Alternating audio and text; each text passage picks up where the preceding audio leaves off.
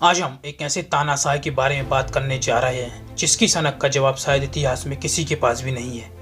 एक ऐसा तानाशाह जिसकी सनक के चलते पूरी दुनिया में करीब 6 करोड़ लोगों की मौत हुई, जिसकी सनक से पूरी दुनिया को दूसरा विश्व युद्ध करना पड़ा और आखिर में उस तानाशाह को आत्महत्या करनी पड़ी। जी हाँ, हम बात कर रहे हैं एडोल्फ हिटलर की। इस डिक्टेटर की पूरी कहानी को समझने के लिए वीडियो में आखिर तक बने रहिए। एडोल्फ हिटलर का जन्म ऑस्ट्रिया में 20 अप्रैल 1889 में हुआ था और जो आगे चलकर जर्मनी का तानाशाह बना। कहानी शुरू होती है पहले विश्व युद्ध से, जहां पूरा विश्व 2 गुटों में लड़ रहा था।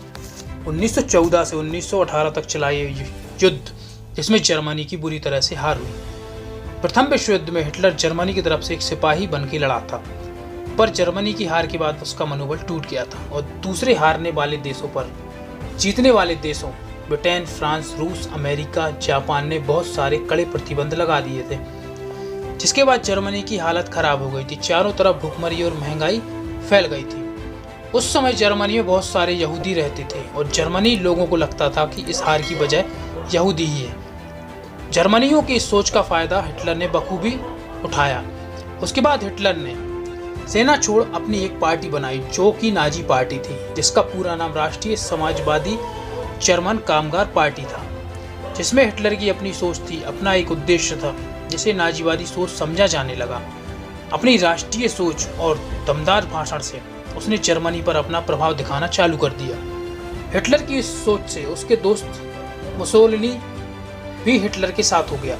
उसके बाद जर्मनी, इटली और जापान का एक अलग खतरनाक गुट बन गया।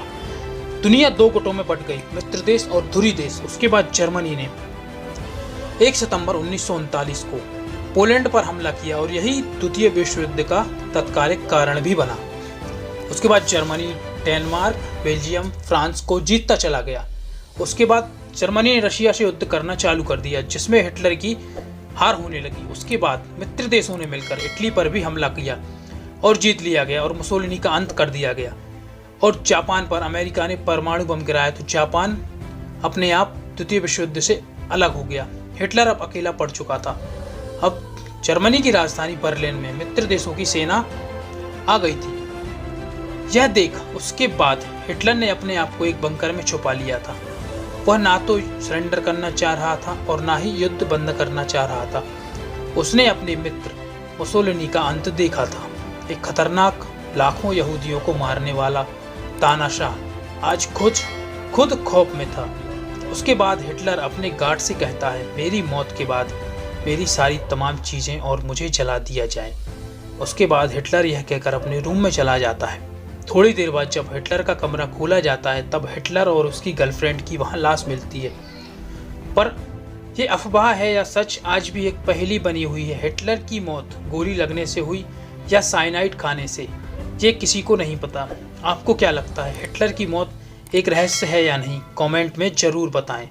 वीडियो अगर अच्छी लगी हो तो सब्सक्राइब जरूर कर दें।